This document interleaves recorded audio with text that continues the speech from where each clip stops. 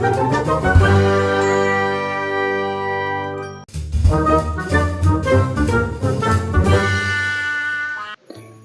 गांव में एक आदमी रहता था। वह कुछ काम धाम नहीं करता था, बस दिन भर निठल्ला बैठकर सोचता रहता था कि किसी तरह कुछ खाने को मिल जाए। एक दिन वह यूं ही घूमते घूमते आम के बाग में पहुंच गया। वहां रसीले आमों से लदे कई पेड़ थे। रसीले आम देख उसके मुंह में पानी आ गया और आम तोड़ने वह एक पेड़ के पास पहुंच गया। लेकिन जैसे ही वह पेड़ के पास पहुंचा, बाग का मालिक वहां आ पहुंचा। बाग के मालिक को देख आलसी आदमी डर गया और जैसे तैसे पेड़ के पास से भाग खड़ा हुआ।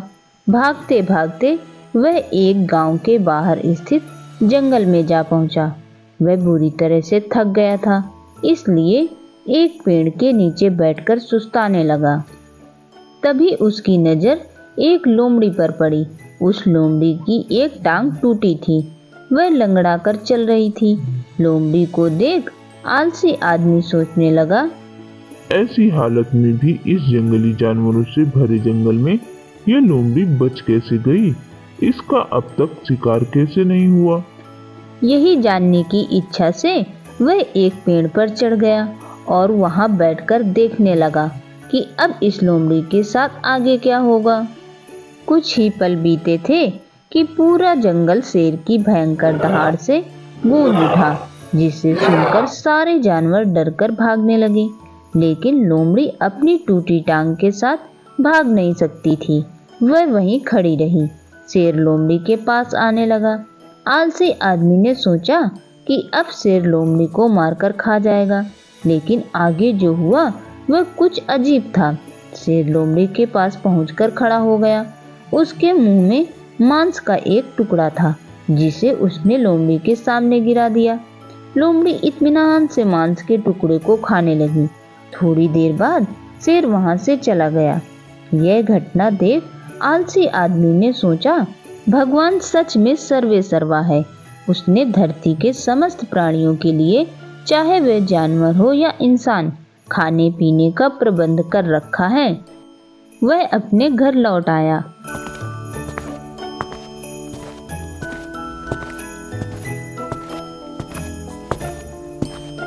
घर आकर वह 2-3 दिन तक बिस्तर पर लेटकर प्रतीक्षा करने लगा कि जैसे भगवान ने शेर के द्वारा लोमड़ी के लिए भोजन भिजवाया था, वैसे ही उसके लिए भी कोई न कोई खाने पीने का सामान लेके आएगा।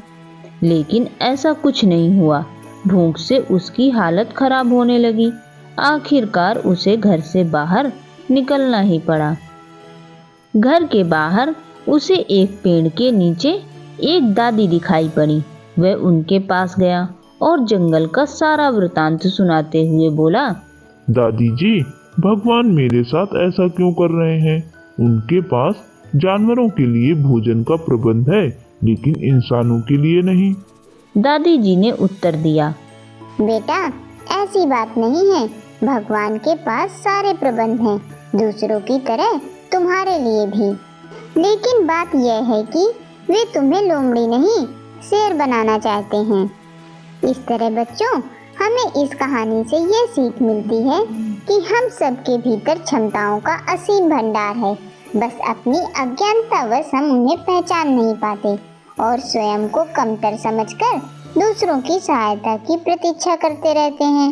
स्वयं की क्षमता पहचानिए, दूसरों की सहायता की प्रतीक्षा मत करिए। इतने सक्षम बनिए कि आप दूसरों की सहायता कर सकें।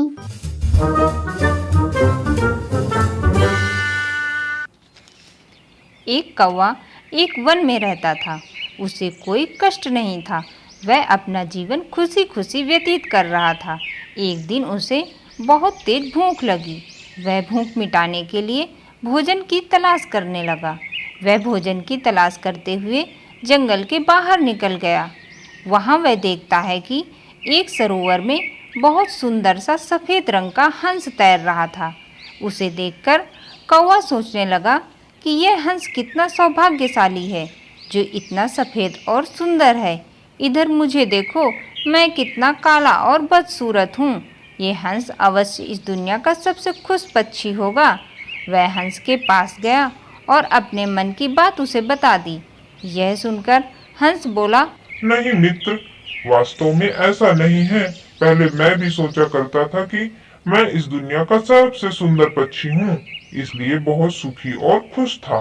लेकिन एक दिन मैंने तोते को देखा, जिसके पास हरे रंग के सुंदर पंख हैं और मीठी बोली है।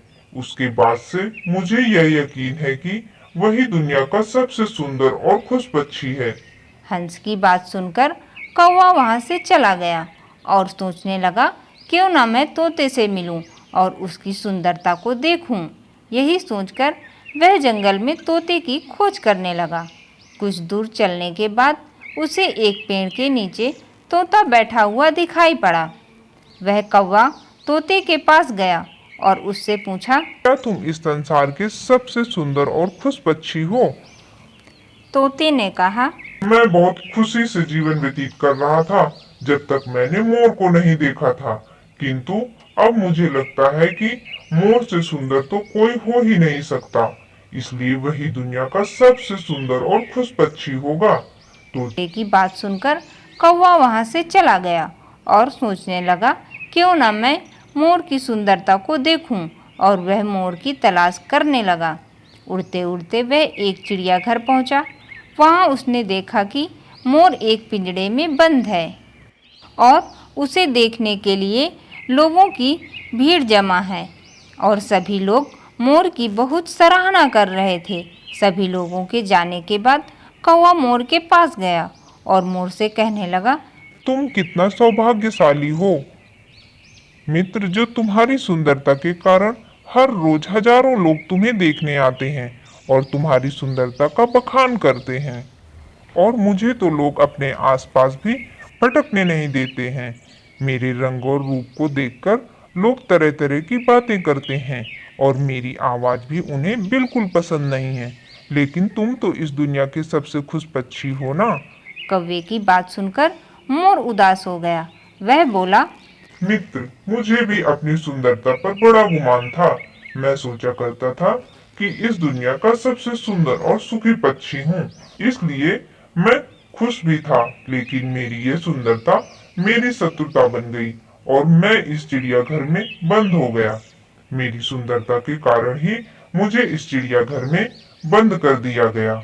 यहाँ आने के बाद इस पूरे चिड़ियाघर का मैंने मुआयना किया और इस नतीजे पर पहुंचा हूँ कि कौवा ही एक ऐसा पक्षी है जो यहाँ पूरे चिड़ियाघर में कैद नहीं है। बाकी के सारे पक्षी यहाँ कैद हैं। इसलिए पिछले कुछ दिनों से मैं सोचने लगा हूँ कि काश मैं कौवा होता तो कम से कम आजादी से बाहर घूम सकता था और तब मैं इस दुनिया का सबसे सुखी और खुश पक्षी होता। कौवा मोर की बात सुनकर सोचने लगा, अरे, मैं तो व्यर्थ में ही परेशान हो रहा था। मुझे तो लग रहा था कि मेरे इस रंग रूप की वजह से लोग मुझे पसंद नहीं करते और मैं इस दुनिया का सबसे दुखी और बदसूरत पक्षी हूँ। लेकिन आज मुझे पता चला है कि मैं कितना खुश नसीब हूँ जो मुझे इतनी आज़ादी मिली हुई है। अगर मैं भी इन्हीं की तरह सुंदर होता तो लोग मुझे भी इनकी तरह पिंजड़े में बंद कर देते। यह सोचते हुए कौवा वहाँ से चला गया। इसीलिए दोस्तों, हमें अपनी तुलना किसी और से नहीं करनी चाहिए। भगवान ने सबको अलग अलग रंग रूप दिया है और अलग अलग गुण भी दिए हैं। हम उनका महत्व नहीं समझते और दुख के चक्कर में फंस जाते हैं। इसलिए दूसरों के पास जो है उसे देखकर जलने के बजाय हमें हमारे पास जो है उसके साथ खुश रहना सीखना चाहिए। तो दोस्तों, आपको हमारी स्टोरी कैसी लगी? अगर कहानी अच्छी लगी हो तो कमेंट करके ज़रूर बताना और स्टोरी को लाइक एंड शेयर करना।